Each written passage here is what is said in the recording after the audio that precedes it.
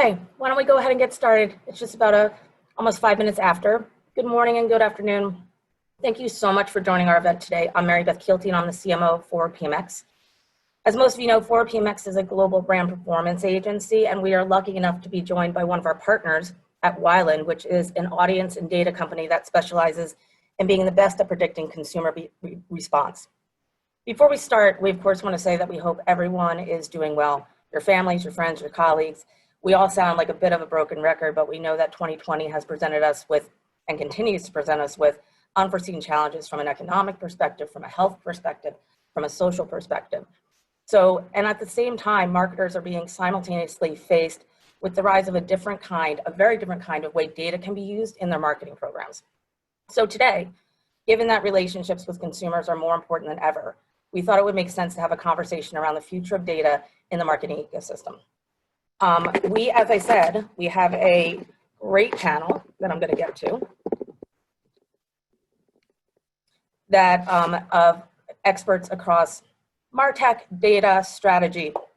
And the intent really is that we want to share our insights as well as brainstorm with you about not only how we can overcome these challenges, but how we can really look at this as an opportunity to create even more connected and more responsible relationships with our consumers. So here's our panel. As I said, it's going to be moderated by Sarah Pollack, who's our Director of Marketing at ForwardPMX. We'll have about 45 minutes of interactive conversation, and then we're going to go to Q&A. If you have a question, please feel free to add it in through the questions function on the toolbar, and then we can certainly answer at the end of the event or follow up after. So with that, let's get started. I'm going to stop sharing my screen and turn it over to Sarah. Thanks, Mary Beth. So I am really happy to be here with this incredibly smart group of panelists today. This is a hugely important topic this year for businesses, I think even before the onset of COVID and all the challenges we've faced this year. But getting your data management in order is very much a here and now thing, not something for the future. So we're definitely going to dig into that. So first, I will introduce my panelists. We are joined today by Fabio Barbosa, ForwardPMX's head of MarTech. And Fabio plays a crucial role in helping clients with their MarTech infrastructure and data strategy. Next, I'm so thrilled to have Rob Reger, Chief Revenue Officer of Wiland, joining us today, bringing his expertise at the intersection of brand and performance, consumer insights, and data. Next, we have Leslie Duncan, our Associate Director of Planning and Strategy out of EMEA, and Leslie is an expert at helping brands understand and apply consumer insights to drive growth. And finally, last but not least, we have Tim Lippa, who is ForwardPMX's SVP of Strategy out of North America. And Tim is an expert in all things consumer-centric strategy. Thanks for being here, everyone. Thank you. Oh, Tim, I think you might be on mute. Great. So we have a lot to dig into today. I would love to get started with all these headlines. So whether it's Apple ITP, which were headlines from a few years ago, Google killing the third-party cookie, IDFA changes, all recently, last week, the Big Four being in the hot seat in front of Congress. I think we've been just totally bombarded with all these headlines. Fabio, if I could start with you, is all this doomsday talk here really warranted? The doomsday talk. So yeah, let's start with one step back. What are all these changes in the industry, and what are all these IDFAs, what ITP does with cookies, now Chrome is bringing changes. It's our different ways to collect data about the user, to identify the user, to identify the consumer, so we can continue doing personalization, measurement, and then targeting the consumer. All these ideas are somehow phasing out in one way or another, not because it's a technical issue or industry change on the technical side. It is just a response for the demand towards transparency. We as an industry do communicate with our consumer and prospects in a personalized way. We invest our media, and we've been doing this through different channels since the birth of advertising. Using cookies, using IDFAs, using all these signals unconsented is what brought us to this situation where consumers demand transparency. They demand to know where their data is coming from. So it's not doomsday, it's not a negative impact, it's just changing the way that how we operate as an industry. We basically, we continue talking to the consumer. We as a brand or in the agency side supporting the brand with this communication is just not going to have these shady signals and different ways to reach the consumer without the consumer having the consent, without having this transparent relationship. So I don't believe this is a technical issue to be solved. I don't believe is a way to try to mitigate in a way or another. It's a way for us as an industry to grow up and start to communicate with the consumer directly. And this communication responsible, this communication should be owned by the brand. The brand is the entity communicating is what gonna drive our change. So it's no doomsday, it's just a different way. What is the answer for all this is work with personal data and interact with the personal data. I think you're gonna go to the details later, but yeah, I don't see doomsday. I just see a change that was necessary and brings advertising to where it should be. Yeah, Sarah, I also believe that, the industry has to embrace this. Doomsday is a strong word, but it arose because it was a surprise and forcing a very large group of people to pivot and to think differently about how they're doing things. I believe that this is going to lead to a better ecosystem. And, people are going to find ways to identify consumers and measure marketing performance in a little bit different way than we did before. And it's going to be more accurate and more compliant and probably, hopefully, more consumer experience friendly.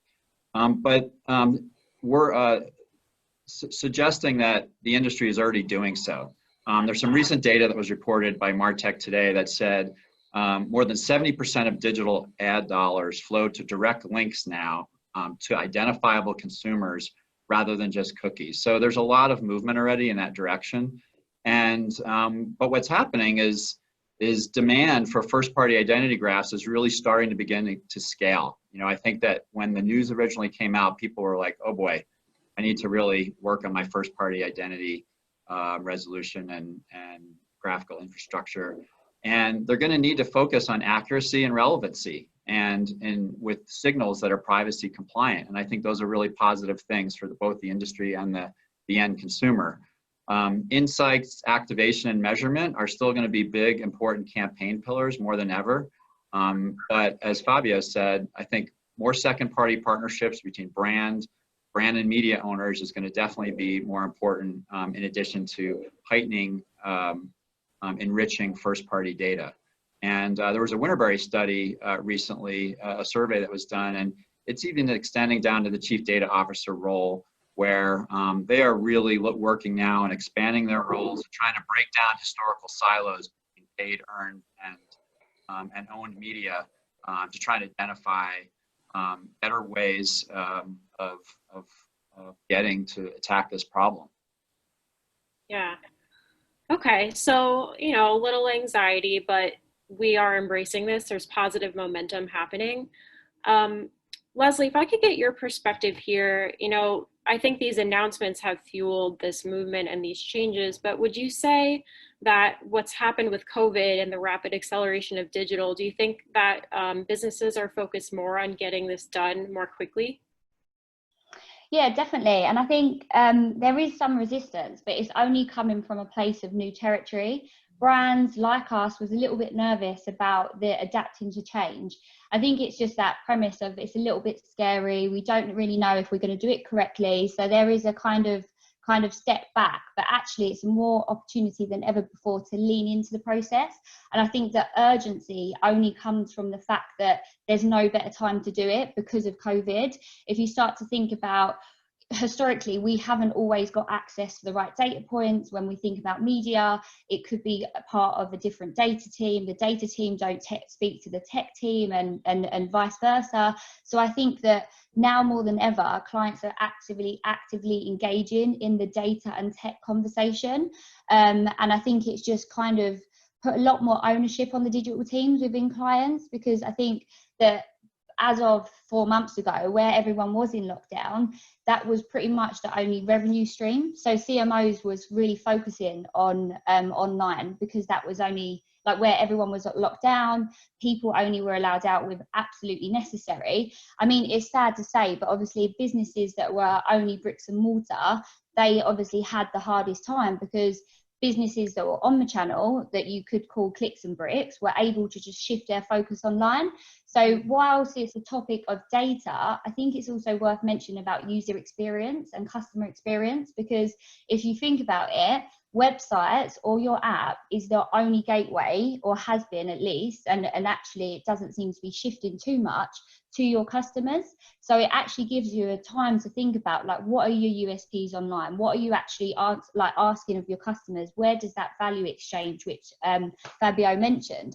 And I think it's worth flagging that in survey data recently, that 46% of shoppers said that free delivery is their single most biggest factor to influence them globally going online.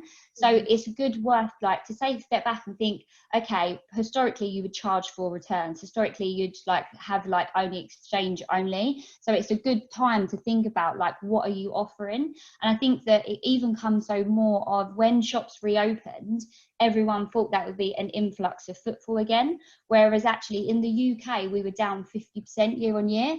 And I think people were more focused on the kind of leisure element, going to bars, restaurants, and really kind of experiencing their friends and family, and not going to shops, because you can get access to your travel, to your shopping all online. I think that 60% I've seen in the GWI data that who tried a new behaviour will continue to facilitate that behaviour. And I think that there is that still element of 60%, is that 2/3 of people across 18 different countries are still very nervous, and they're very still scared about this second wave. So I think people aren't really taking that many risks. One thing that I would like to say, and it's a funny story, but it just shows you about how important this new data set is my great uncle. He's 84 and he is totally technical, never it, hates it. And he now does his food shopping online. He shops on Amazon, and he bought his fridge freezer from John Lewis. Now, you could say that you'd never be able to get an 84-year-old person online. And I think this, giving you a real life example, shows that there's new data sets and new people online that would have never done before. So I think it's just this opportunity to really take some ownership of knowing who your customers are. So I would just like to say, I think as an agency and potentially as customers, we really need to focus on that retention element of all these new people that are going online. And the only way to do that is by having a really cool, streamlined data strategy. So I would say get on top of your program, think about your loyalty program, and also about how the shop or the offline and online experience can really play a part in it. Yeah, absolutely. I think that is a huge behavioral shift that's going to stick. Yeah. And I think it just, when people realize they can get a better experience online, they're going to keep coming online. And it's so important to understand how to deliver that experience, definitely. Tim, from a US perspective, what are you seeing? Well, so I was going to say, Leslie, your great uncle is not alone. And I promise I'll try not to do too much buzzword bingo here. But what we're seeing here, I think the stat is that in the US, 50% plus of people who are 55 or older made an online purchase for the first time during COVID, during the last 3-4 months. And a lot of that was in CPG or grocery, where traditionally they would just go to retail to get that. And what they're seeing is about half of those people that went online to make that purchase is a sustained purchase. So it's not going to change. It's here to stay. And just to think about that, globally and what that means, we've seen now in China, Asia, EMEA, pre-post closure, retail foot traffic is down about 20-25%, and online traffic permanently is up about 20-25%. So it's a permanent change, and I think we have to adapt to that from a data perspective now. As data marketers, or if you're thinking about it from that perspective, it's a great permanent change in the sense that we have more influence and control. But that does mean, I think, that people who haven't quite figured out their data strategy, and I know it's really difficult, right? Because we've got legacy systems, we've got ERPs. Here comes the buzzword bingo. You know, there's stuff in a SQL database here or there, right? There's Google Stacks. It's a lot of stuff going on. But I think it's time right now where you have to figure out what your data strategy is, and where we come around that. To me, it's like, what's loyalty, right? Loyalty is that whole word we've always used. Focusing on your best customers, how you activate them, how you reactivate them, how you nurture them, how you create a good experience and a good journey across all your shopping, marketplaces, on-site, off-site. That's what's going to be important, right? And it's and that what that strategy is, because a lot of the growth since we had shutdowns has been from the best customers coming back and repeat buying, right? So that's got to be a focus. And then, you know, the golden the golden egg or the holy grail is how do we get new prospects at a better rate? Well, what we can use for that to apply to it is going to be how we think about it going forward. And it's all at your fingertips. The question is, how do we harness it, right? Absolutely, yeah. Rob, from a Wiland perspective, would you say that there are certain verticals that you were seeing that, you know, may have been a little more resistant to digital transformation in the past, and, you know, now they're like, well, now I really need to figure this out and work towards this? Yeah, absolutely. I mean, we see across all industries really a couple of trends. So some were earlier than others, right? Like industries like, you know, retail, digitally native, direct-to-consumer brands were like right in there because their businesses were digital to begin with. But there's other industries that were maybe a little bit slower, and some of it is related to the demographic question. You know, typically areas like insurance and nonprofit have an older demographic, and they've had to increasingly go digital because their customers now are increasingly going digital. And there's offerings in those areas that are trying to go digital as well. But one of the biggest trends I'll say that I see across all industries is that brand marketing and targeted closed loop marketing across channels is no longer you know, all the way to the left and all the way to the right. And how they're operating now, you know, it used to be reach and scale versus measurable performance, very bifurcated. It's two different things. They're converging now. There's increased responsibility on CMOs to have measurable outcomes and to prove those measurable outcomes. So we're seeing a greater focus on measurability and things like Tim just talked about measuring across campaigns and trying to get you know, attribution properly, and also trying to, you know, in the cookieless world, it's not going to be as easy to have a unified identifier. So what are the things that people are doing? So I think that, you know, we're seeing definitely a move in all industries toward that. You know, some of the ones I just mentioned are a little bit behind, but the whole announcement of the changes going on, additionally with CCPA, was a real wake-up call for everybody saying, wow, you really need to get my data in order. We see media companies that are monetizing content a lot differently now. And you need data to do that. You need to figure out, you know, what are the types of advertisers you're going to try and attract to your site, and making sure that content is relevant to the people that you have as a consumer base. So I don't think the industry is sleeping. I think people are adapting. You know, marketers know that the gaps are going to exist in a world lacking the universal identifier. So the inability to easily collect from walled gardens is going to continue. And where a lot of this talk is going, I say, you know, the biggest generalization beyond that sort of removal, the bifurcation of performance and more reach and scale of brand marketing, is there's a lot of talk right now about consumer experience and user experience, and trust is really a key word. Our clients are asking us to help not only with data and audiences, which is historically what we're known for, but also working on business intelligence and data-driven partnerships. How do we help them figure out which clients could be matched together, and how do we help which brands and agencies can help figure out what second-party data candidates are the best ones to choose. So those are the sort of things that we're experiencing now, obviously in a privacy-compliant environment. and making sure that people can create a relevant experience for customers, especially for retail brand marketers right now, which, in the COVID situation has definitely been a challenge. Yeah, absolutely. So, positive momentum, incredibly important changes, but I think they're not easy changes, right? It's not just, a MarTech infrastructure question or having a better handle on your first party data, but it's really an organizational shift to a much larger degree. So Tim, if I could ask you, what are some of the major challenges you see brands facing right now? Yeah, for sure. And I think Rob said it perfectly. And, my team's got a wall of fame. So when you say, Rob said my favorite word, bifurcated. So it's like, I can't, he made my day. I'm happy now.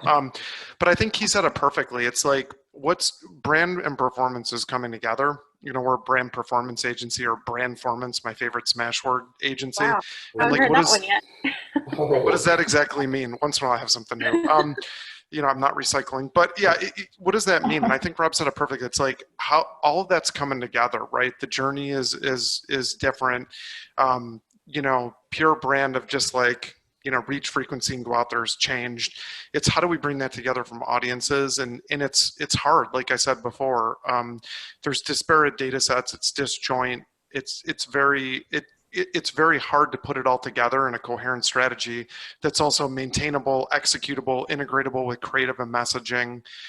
But that's the key, and I think my mentor said this to me about 10 years ago, and it pops back up, and he's like, how many segments are the right amount of segments? And I'm like, well, it should be one-to-one marketing, right? And all that fun stuff, which we all know is impossible now, but that was a great buzzword back then. And the answer is it should be whatever makes sense for what your business is, right? And what your customer base is. And I think that how we tie executable audiences together, connect it to that whole digital journey now, and we iterate and get good performance and results and build up. That's what's important for it. And it's putting in place, the data, the tech, what you need for what your situation is, right? You can go out and, not everybody needs a Lamborghini, right? So how do we do that and execute from it the right way? That's what's important. And then having a process to test, learn, have incrementality around that when you try to identify these audiences that are disjoint. That's how you're going to win. There's not one thing that's going to solve it all for everybody. Right. Fabio, what's your view here? Yeah. So in the MarTech stack, it can get really complicated, and we as an industry have been discussing about CDPs, data identity resolution platforms, and walled gardens, and data clean rooms. And yes, we need all this. And coming from the principle that the universal identifier that Rob said earlier, we have a lack of a universal identifier in the digital industry. I think actually we do. We do have one universal identifier, that is Fabio, the person. In the moment we are talking about first-party data, we are communicating using this data. We know who Fabio is. So what is the challenge for the brand on a MarTech perspective? Is not trying to stitch in the data and making building DMPs on the go on the cloud. Is have a clear understanding that I'm talking to Fabio. This is my identifier. I'm responsible for this data, and I need to build a structure that can handle the personal data, and that I can activate, that I can manage my consent, and so on. For a lot of brands I talk, they come and start talking about identity graphs and CDPs and X, Y, and Z. And yes, it's necessary. Identity graphs, CDP, the whole pyramid of how you're going to interact with the first-party data is necessary. But as Tim mentioned, no one needs the Lamborghini. And I believe actually everybody needs a Lamborghini. Not that I have one. But let's work for the Lamborghini. What that means is, let's take the stack you have. Let's in-house, you talk about first-party data. So it's about the in-housing process. Let's make the most. Let's apply a data strategy that has a long-term and a short-term roadmap. And throughout of this process, what we are doing, you are change the way you operate, you change the way that the brand dialogue with its customers, change the mindset in the brand. I think Tim mentioned about the need of cross-channel interaction and so on. Yes, we are talking about first-party data, but this is a cultural shift that has to happen in the brand itself, in the agent side, that can be gradually put in place with the existing stack, adding more elements, and eventually get to the Lamborghini at the end with an identity graph and orchestration cross-platform and so on. But having analytics platform, ad server, CRM, start to interact with data clean rooms, so interact with the wall gardens through data clean rooms, measure that audience, segment better, get the return, change the way you activate, change the mindset, prove the value, and start to work towards overcome these challenges. Leslie, how about you? You have anything to add there? Yeah, I mean, for me, I just feel like brands don't really know how powerful and rich their first-party data is, and they just, at the moment, aren't making the most of it. So yes, it's really important to obviously have a good consent management. You have that opt-in choice, at least in Europe anyway. But I think it's about gaining that trust and that relationship. Like if you are taking someone's email address and mobile, that value exchange, it's not just about that weekly newsletter anymore. I think it's about really kind of embracing the brand and consumer and making sure that there is that kind of like found respect for both brand and consumer. And I think that when we talk about like data and we talk about digital maturity, it's worth saying that only 2% of businesses, according to BCG report, are at that multi-moment, fully digital mature. There's still a lot, I'd say more, about 63% are still below emerging. So I think it's more just the fact that whoever's here listening to this webinar now, you're attending the right type of events. Just continue to lean in, keep pushing, because it's now is the time to take ownership, take advantage of these challenges, turn them into solutions, work with your legal team, make it easy to update your privacy policy, and actually think about your partnerships and almost make sure that they're also accountable for and share your privacy values. Yeah, and one quick tack on sorry to go off script here for a second, but Fabio has helped me see the light. You know, first party data isn't just, I grew up in retail and in brand marketing. So first party data isn't just your transactional log of who your customer is and what they bought, right? It's what we know on site about them. It's what else we know about in market. It's all those different signals. So I just think thinking about it differently and how you're approaching your audience, your message, your target, putting that together and bringing it up a level is going to be the new norm. And all the things, like they said, are absolutely correct about identity graphing and connecting in walled gardens. But I think everybody needs to start thinking about it that way, which this has been insightful for me. So thank you for that, Fabio. I know, but are you talking about a physical Lambo or are we talking tech still? Yes, and if anybody from Lamborghini is on, we absolutely need it and want it, so it's good. Yeah. To be honest, I would like an identity graph in place. Well, thanks, Tim. Actually, I think that's a good segue to the next question. Rob, if I could kick it over to you, I think there's some real anxiety about how data can and will be used. You know, what are the opportunities there? What am I still allowed to do from a third-party data perspective? Do I have to be totally reliant on first-party data, and what does that actually mean? So can you talk a little bit about, in the future, how you see brands utilizing first-party, second-party, and third-party data?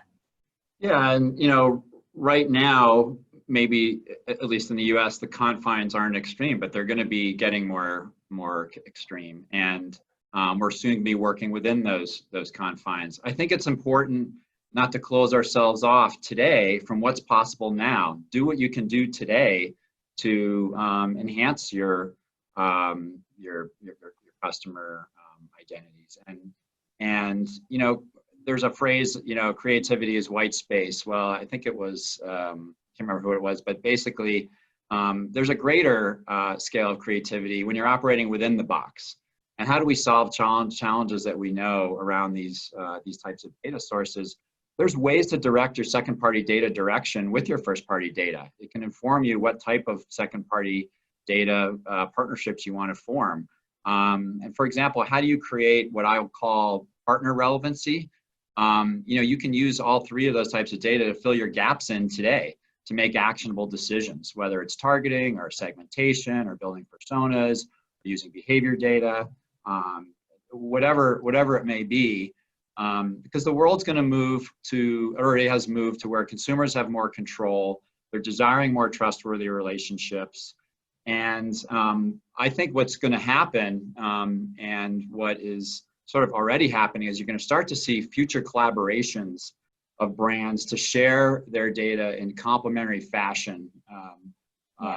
And to, this is going to have the industry, this will be massive change in the industry. You're going to have people who historically weren't talking to each other, but where there could be complementary relationships.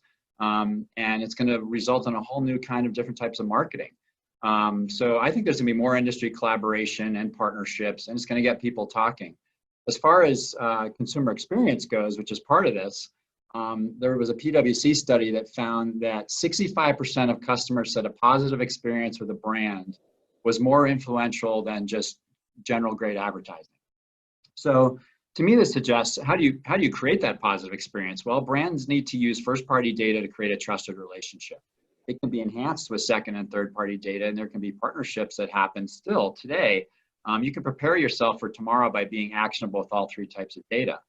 Because me as a consumer, whatever signals you know about me should, and maybe in the past didn't as much, but now will enhance, not detract from my customer experience with you as a brand.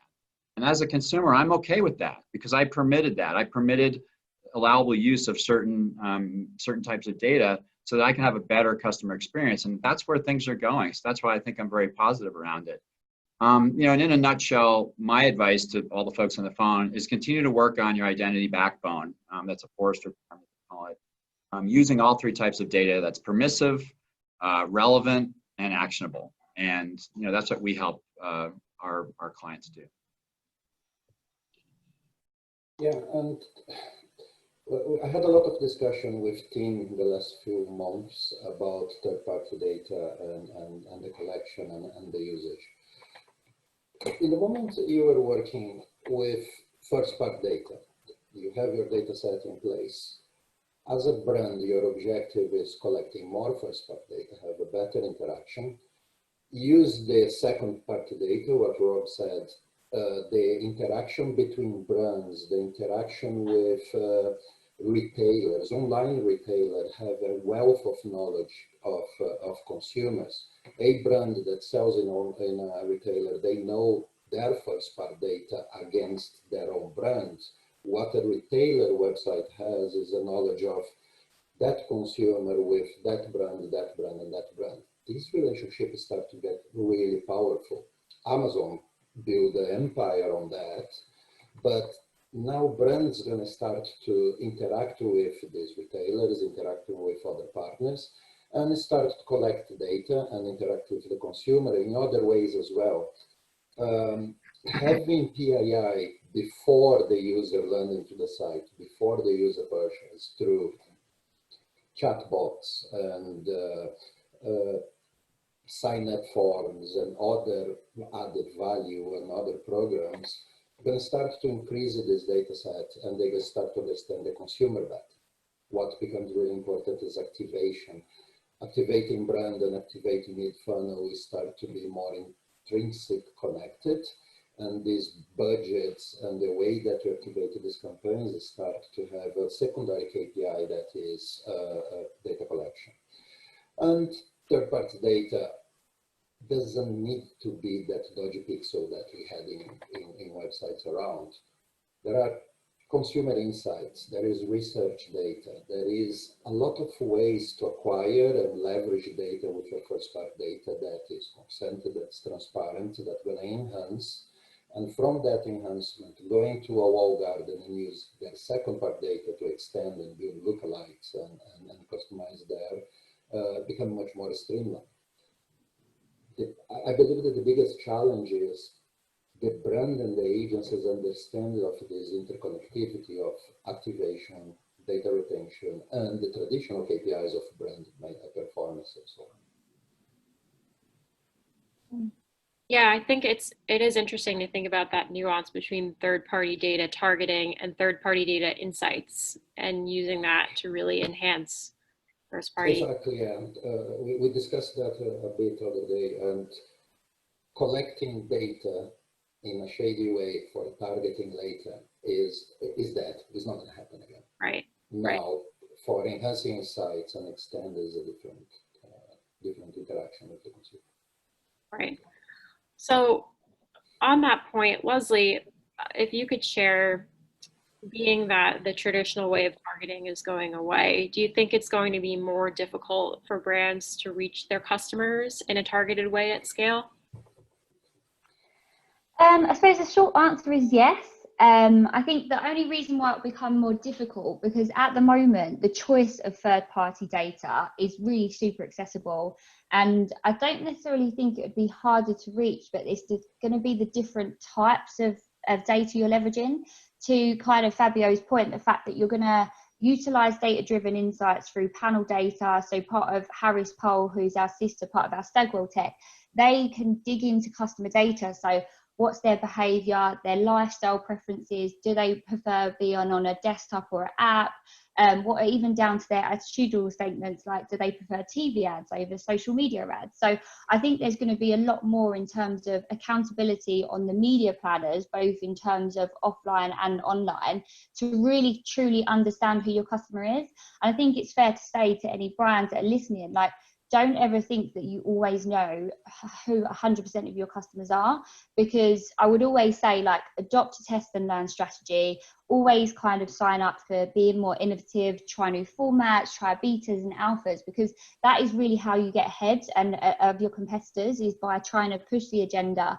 And I would also probably say that even the fact that saying targeted and scale in the same sentence, they're two different KPIs. So I think that sometimes we forget that we do need to think about them differently, because you can't really have a hyper targeted campaign and then have with scale. So vice versa, they kind of naturally don't fit one in the same. And I think that kind of alludes to the fact about having the correct measurement framework in place that matches up to your media objectives, matches up to your business objectives.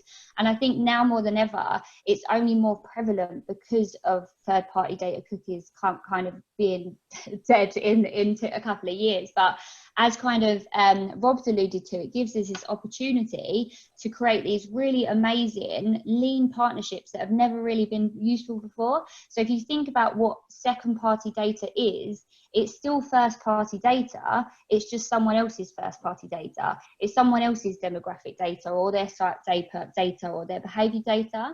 So I think it creates this like really good opportunity to capture data signals or search signals that in its essence wouldn't necessarily be available before. So that is where you kind of create it at scale and where you get personalization at scale. So it's fun to think, like, as brands, okay, well, who has really complementary data points? Who could tell me something interesting about my brand who I don't know yet? So I think it's not to say that there won't be third party data. I think the usage would obviously go down because the richness goes down, but I think it's going to be more the people that are accountable for keeping it, the recency and the freshness of the data. So anyone that potentially, as I say, uses survey data or that part exchange data, that's where the kind of relationship goes. So I would kind of just say, like, as I say, don't think about all your customers in all walks of life more than ever, and actually start to leverage your first party data now, because this is a time to do it. Start testing out really segmented lookalikes, because before at the moment we do over rely on third party data. So let's get to a point where you can start to leverage lookalikes or things like that from your first party data, because then you're already kind of ahead of the curve. Yeah, so no reason to go back to the days of broad targeting pools, right? Well, no, and I would just throw into it real quick. You know, we should do as much as we need to do and not do any more. One of my famous like Timisms, right? So like, you know, whatever that means for getting new or converting loyalty. And I think what it's going to be is it's still going to be very granular. Like Leslie said, I have my own opinions about lookalikes because the lookalike is only as good as whatever you're lookaliking off of. So, Yeah. I mean, I promise I won't soapbox that. That could be the rest of the call. But I would just say that, like, you know, I think what's important here is that figuring out what the triggers are, right? If it's someone's going to go on vacation and they're going to buy something as part of that, and this is the trigger you see to get at that audience, and then you can deliver them thoughtful, creative message, you know, and connection to the product, right? Because it is about people and about your products. It's about connecting the two. That's what's going to be important. Yeah, and I'd just say that it isn't just about product. I feel like we've probably over compensated retail. Like, it can be with travel, it can be with insurance, it can be with loads of different verticals. I know we've probably spoke a bit with retail because it's just the kind of the one that, as kind of Rob mentioned, that has had to accelerate quicker than any other because there is no other opportunity to shop. Yeah, it's a really good point. So if we could bring the conversation back for a minute to these changes and all the headlines, you know, we definitely agree that we as an industry should be embracing this. It's about improving the consumer's experience, our relationship with consumers. We want the consumer to win in the end. But speaking of winners and losers, there have to be some winners and losers here in this situation. You know, how does this shake out for major players in the industry, from the walled gardens to the publishers to the ad tech players, second party data co-ops? Are there winners and losers here, Rob? Not sure I understand. Well, Siri didn't understand it. I think Well, hopefully you can explain. Perfect timing. you know, I'm an optimist. I believe there's a way for everyone to win here. But yeah, you know, my advice to folks on the phone is, you know, this is ultimately going to create a better ecosystem at the end of the day. And these changes are happening whether we like it or not. And it's not just about complying with consumer wishes. There's a lot more enforced accountability, you know, externally, with some of the privacy compliance regulations coming down. But you know, my advice is to internally make it a priority to get your house in order so that you can be on the winning side. And what does that mean? Well, it means thinking beyond traditional matching identifiers like mobile IDs, location IDs, connected TV, hashed email, etc. The holy grail here is a single customer view across all channels and touch points, right? So how do we do that? You know, I'd encourage the folks listening, how do you use a variety of relevant, permissive signals to get a real picture of a real person? And because enhancing that is going to be an ongoing process and an ongoing effort on your part, but also you need to build it so you can maintain that view of the customer over time and have it be dynamic so that it can be enriched. You know, my mantra would be to answer that question: get the data right, get the identity right across channels, get your customer experience right, and be compliant, and then you'll be successful to deliver a personalized, meaningful brand experience for your brand and be on the winning side. And in a more not pragmatic, how can I say, who gonna win really and is there to win is who is giving something in exchange against data. Publishers have been doing this for a while now. I remember when the first publisher put a paid wall, I think here in UK was the Times, and everyone moaned and so on. But I'm happy to give my PII to the newspaper that I read my news. They are getting paid to write news, and I want to access the data. I want to access that information.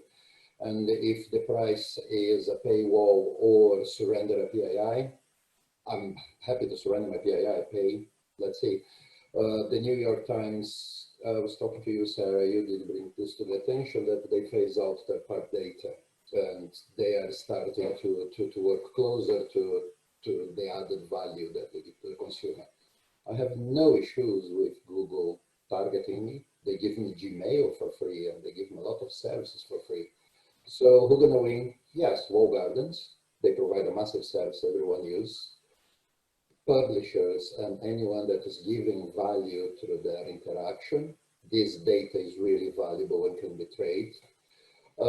Retailers, Amazon has been winning from ages. They have huge amount of data sets and they do a lot, but retailers can get specialized and they can start to understand their data better. And one day they're going to realize, actually, this is a huge asset that is sitting here in my pocket. So anyone that is basically giving something in exchange of data, and this data going to have interest to brands somehow, and then go back to what Rob was saying, the relationship between partners and data trading on the second party market. So yeah, big winners, big changes. I believe that is exciting times, not doom and gloom. So no losers. I mean, there's lots of losers. Who wasn't quick to change their mind shift? Who is still doing retargeting like crazy and spray and pray and actually not driving traffic or collecting data? We lose. And yeah, and I would argue break down the silos, because if you remain siloed in your organization, that's only going to hold you back. You've got to get talking to each other, and that's the collaboration piece. That's perfect. Yeah. I always bring this, but as a Martech, I feel like, ooh, I'm touching account management and so on. But yeah, break down silos, internal and external. Yeah. All right. Well, it's about 10 of. I think that this has been really, really good discussion. I think what businesses really want to know, though, you know, if there's buy-in in all of this, right? This is the right thing to do, better ecosystem for it. What am I supposed to do now? What are the deliverables? How am I supposed to tackle this? What are the things I can do now?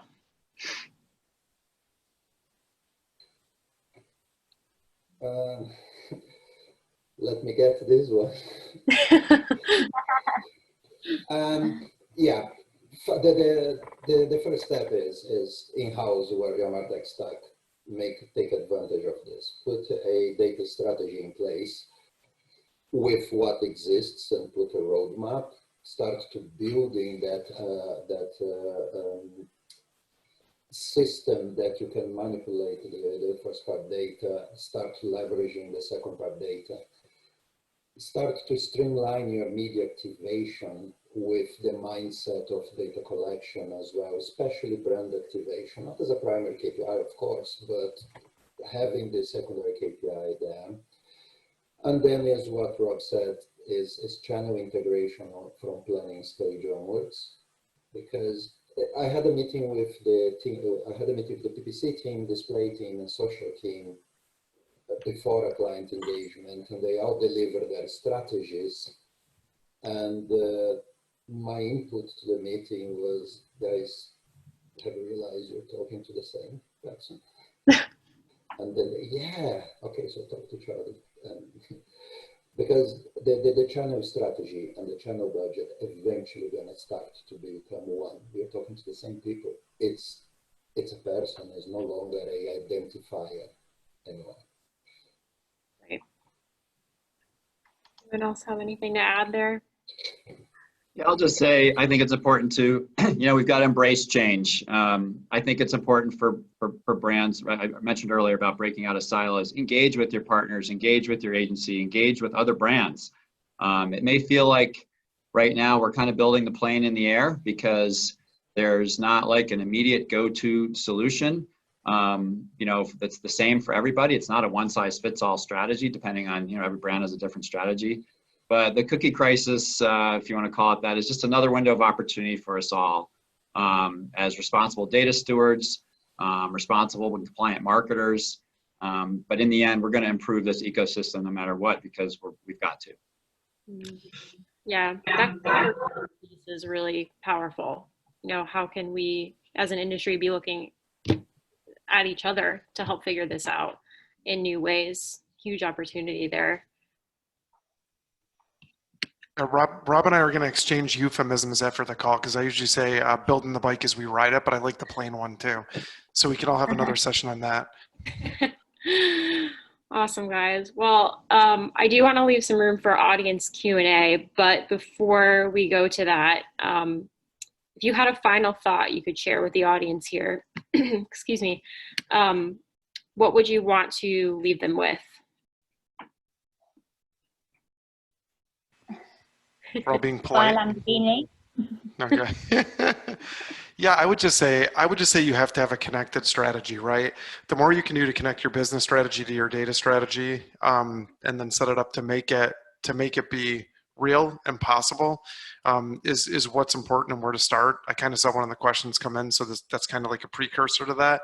But I would just say, like, it really is, without shameless plugs here, as little as I can, Sarah, that's part of kind of how we tackle it, right? It's like, let's figure out what the white space is.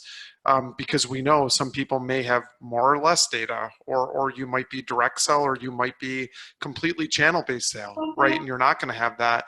So how do we figure out the white space? How do we put it at actionable segments that we can test so we can execute media, get real results, and then know what worked or didn't, so that we're doing better with it?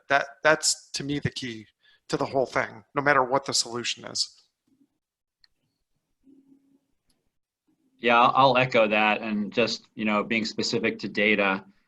This is kind of a little bit maybe of a cliche, but more data is not always better data, but relevant data is the best data. So when you're working with data and you're working with data partners and you're working with your agency, and when you're trying to find in that white space what's important, I think relevancy is really important. What's the relevance of your brand? And you've got to over communicate what your brand value proposition is, what you're trying to do, what your growth goals are. All those things are important as feeders into it. And it goes beyond just a single campaign. I think, as being really responsible with data means looking holistically at data, but also how does it fit in with your brand objectives. So that's just something I'll add.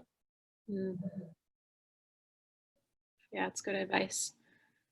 Just on the MarTech side, start with what you have in place by integrating what you have, by starting with the basics in place.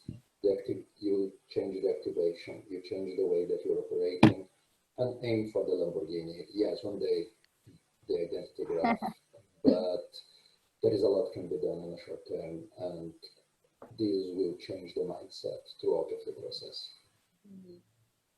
Yeah, I think just to end that then, I just think it's worth remembering that the customer is the purpose of your day's work. You shouldn't treat them as an interruption of it. So as brands, as agencies, as clients, services, whatever you're doing, you absolutely should be putting the customer at the heart of what we're doing, because this is why we've woke up today and got on this webinar to listen, right? So think about data as your customers. Awesome. That was great, guys. So we do have a couple of questions actually from the audience. So we'll take some time to answer those. First question is, what's the advice for startups that don't have ample first-party data, or B2B companies with a small client base? I would say probably invest in a social listening tool. Just because there's a lot that you can get from just listening to your industry. So if, for instance, you're obviously a startup and you're coming into the B2B space, thinking about that, they're not even too expensive, but you can get keywords to then imply in your messages. You can understand where they are, or are they active on Twitter, or are they active on Facebook? And then I would also say is, like, as a B2B, become a brand publisher. Think about your content that you're seeding, thinking about your presence within the space, because it kind of goes back to what we've been talking about is that value exchange. You kind of get through word of mouth, you get through recommendations, thinking about your Trustpilot, or thinking about anything that portrays you to that customer. It is about, like, offering them something. So if you know what your unique selling point is, shout about it, because then soon enough people will start to gain traction. But yeah, I would say, like, think about how people are talking about your industry and your competitors, because competitors if they've been around for a long time, they've been doing something right. So we have this, there's a book that I read about rebel ideas, and it's about combination innovation. So if someone has a really good idea, think about how you can adapt it, evolve it, and then run with it.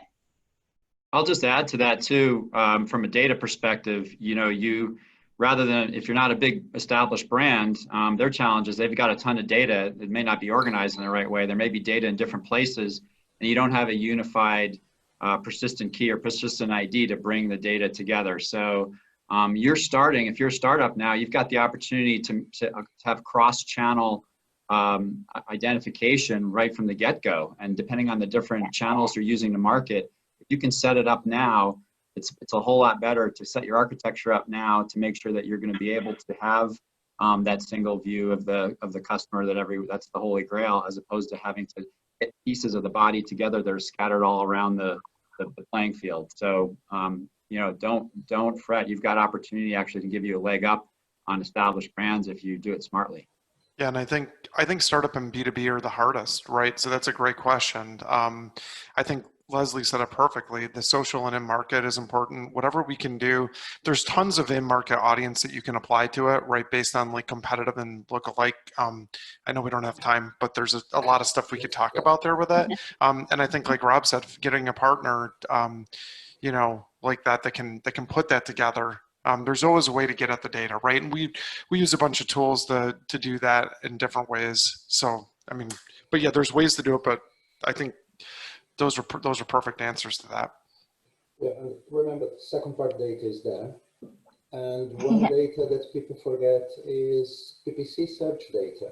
They give a wealth of data by start a PPC activation campaign and then collect data about yourself and performance and how the interact, the intent towards your brand is going. So for a startup, everybody starts with an AdWords account. So that's your first data set. We do have another question, actually. It segues kind of nicely.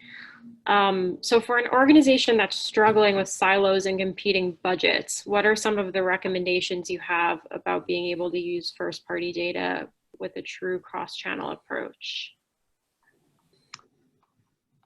Well, it's interesting that I'll just take this from a data perspective, and since I talked about silos, we do spend time in our organization at companies trying to get the right people in the room so that they can talk to each other. You'd be surprised at how many well-established brands, and probably is some of the older, more well-established ones that are more siloed. But you've got to have consensus with decision making, because otherwise you're going to have the IT person fighting against the marketing person. Because they're not allowed to use, certain data in certain ways, and for an internal reason, not because a marketer isn't allowed to do it. So I think getting the right people in the room and talking about we've got to be in this together is really important. Now that being said, maybe there's ways that you can collect data that you did historically in a different form. Those are more kind of specific scenarios, but I would love to talk to that person offline if we don't have time. The market consultancy that we do at Forward, the day we joke that our job is 50% to get the people in the room that should be talking to each other. It's exactly that. Yeah. Yeah, there's the politics part of it, which I think you addressed well, and then there's the unified view of how the performance is, right, which isn't easy, right, and it's right. Attribution isn't the only way we're gonna fix that, right? Right. Otherwise, it would have been fixed already. So it's really, I just think it's the merging of brand performance too, right? And the more you can do to think of that holistically within your company, bringing people together, that's the one side, because budgets live in different departments and finance, so I won't go there. But yeah, I think the more you can think of it as here is our brand performance of how to activate on a customer, that's where it starts. It's not e-com or brand or content or influencer. And that is the role of the agents, because the agents can drive the activation, but all this very siloed, everyone starting to the same people. The agents can drive the strategies. I would just also mention, like, everything can pretty much be bought programmatically now, And TV, over-the-top TV, connected TV, digital out of home, podcast, YouTube, you name it, digital radio. So it's more about kind of not forgetting the fact that brand might have, or TV budget would have been siloed. Like, it's more about just like actually using this to think about budget fluidity, think about how you can generate media generated data that is actually first party data. So it's more that your front end doesn't need to change, but the back end in which you're doing it to connect the dots and generate that data should change. And there's inventory there. I have my MLB TV running on my phone, and it went to a commercial app and there was nothing. And I'm like, what is this? It's a blank screen. So it's a good way to, you know, to get a Tim at least. Yeah. Definitely. So we are just at about time. For everyone who's tuned in, we will be distributing this recording after the event. So Rob, Leslie, Tim, Fabio, thank you so much for being here. Thank you. Thanks for your perspective. It's been great. Thanks, everybody. Thank you so much, Sam.